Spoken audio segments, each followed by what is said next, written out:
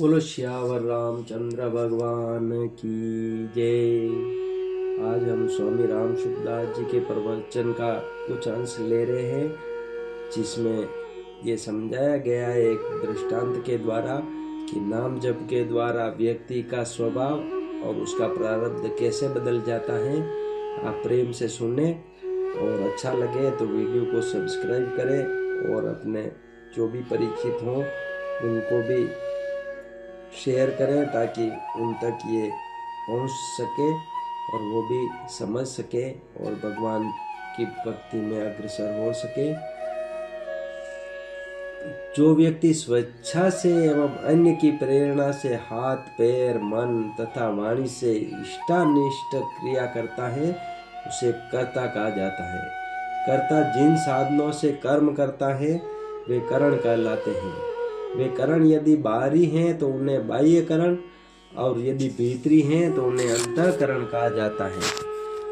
कर्ता अपने करणों द्वारा जो शुभाशुभ क्रियाएं करते हैं उन्हें कर्म कहा जाता है। मनुष्य जैसे कर्म करता है उसके मन पर उन कर्मों का सूक्ष्म प्रभाव पड़ता है, जिन्हें संस्कार कहा जाता है। शुभ कर्मों के शुभ संस्कार और अशुभ कर्मों के अशुभ संस्कार चित्त पर अंकित हो जाते हैं। यही संस्कार समय पाकर आगामी कर्मों के प्रेरक एवं कर्म फल के कारण बन जाया करते हैं। जैसे चलचित्र में जो रंग रूप आकार दृश्य स्वर गीत वाणी वचन और जो नाद वादन भरा गया हो अंकित किया हुआ हो समय पर वही यथावत अभिव्यक्त हो जाता है। इसी प्रकार जिन भावों से जो कर्म किए जाते हैं वैसे ही उनके फल प्रकट हुआ करते हैं। अपने किए कर्मों का दायित्व कर्ता पर ही है। प्रत्येक कर्ता में क्रिया करने की स्वतंत्रता विद्यमान है। किया हुआ कर्म अपना फल दिए बिना नहीं रह सकता, यह सिद्धांत अटल है। यानी कि शुभ या अशुभ कोई भी कर्म करें उसका फल अपने को अवश्य ही भोगना पड़ता है। शुभ कर्म का फल शुभ और अशुभ कर्म का फल अशुभ होता है। इस संदर्भ में कुछ एक रोचक वृत्तांत यहाँ प्रस्तुत है जो आप सुने। कुछ घटित जीवन दृष्टांतों से यह भी प्रतीत होता है कि राम नाम जप द्वारा व्यक्ति संस्कारित होकर अपने दुर्बल प्रारब्ध को भी बदल देता है। अर्थात कुसंस्कारी व्यक्ति भी भगवान नाम जप के दिव्य संस्कारों द्वारा निंदनीय न रहकर वंदनीय बन जाता है। उसके विचार आचरण एवं स्वभाव में उल्लेखनीय परिवर्तन प्रत्यक्ष दिखाई देने लगता है। एक दृष्टांत द्वारा इसे दिखाया जा रहा है जो आप प्रेम से सुने। एक बार की बात है, सम्राट अकबर एवं बीरबल ने मार्ग में किसी ब्राह्मण को भीख मांगते देखा। राजा ने व्यंग्यात्मक संबोधन द्वारा बीरबल से पूछा, यह क्या है? बीरबल ने तत्काल उत्तर दिया, महाराज भूला हुआ है तो इस पंडित को रास्ते पर लाओ। राजा ने तत्क्षण कहा। बीरबल ने कहा, आ जाएगा राजन, समय लगेगा, कृपया 3 माह की अवधि दीजिए। राजा ने स्वीकृति दे दी। शाम को बीरबल ब्राह्मण के घर पहुंचे। विद्वान होकर भीख मांगने का कारण पूछा और कहा, ब्राह्मण देवता, कल से प्रातः आप 4 बजे जग जाए और मेरे लिए 2 घंटे राम राम जप करें। शाम को 1 स्वर्ण मुद्रा रोज आपके घर पहुंचा दी जाएगी। ब्राह्मण को पहले तो यह सुनकर आश्चर्य हुआ, किंतु मन ही मन सोचा कि ऐसा करने में क्या हर्ज है। जप करना स्वीकार कर लिया। पिछले जन्म के कुल के संस्कार शुभ थे, अतः 4 बजे उठने तथा जप करने में कोई कठिनाई नहीं हुई। फलतः स्वर्ण मुद्राएं एकत्रित हुई और वे धनवान हो गए। अभ्यास करते करते राम नाम के दिव्य संस्कारों ने दबे सुसंस्कारों को भी उबारा। अब वे सोचने लगे, यदि बीरबल के लिए जपने से राम नाम ने धनाढ्य बना दिया तो स्वयं के लिए भी क्यों न जपूं। पुनः 4 घंटे रोज जप होने लगा। अब तो मकान भी बन गया और परिवार सुखी तथा हर सुविधा से संपन्न हो गया।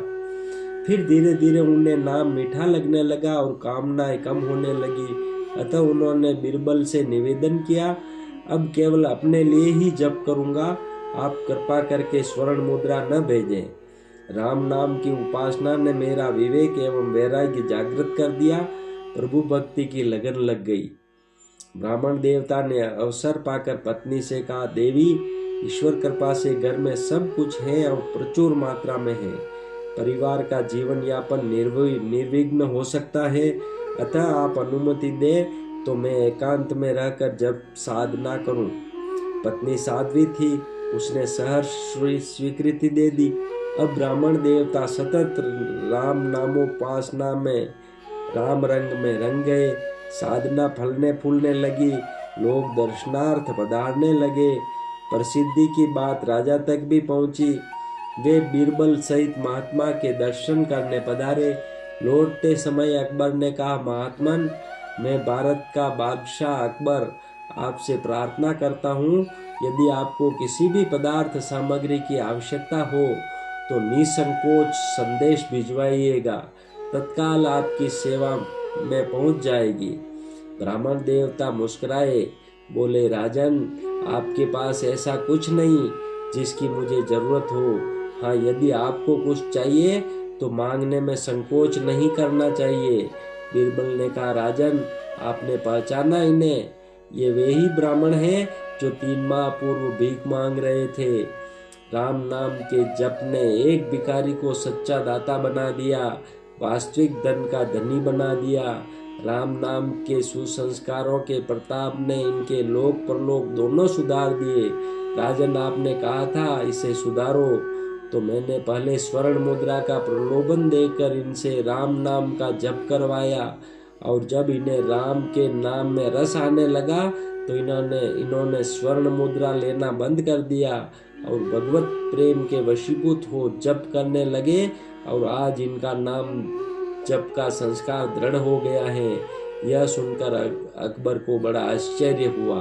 बोलो श्यावर रामचंद्र भगवान की जय। इस दृष्टांत से नाम जप की महिमा समझाने का प्रयास किया गया है। आप स्वयं भी सुने और अपने इष्ट मित्रों को भी सुनाएं, ताकि वो भगवान का नाम ले सके और ले।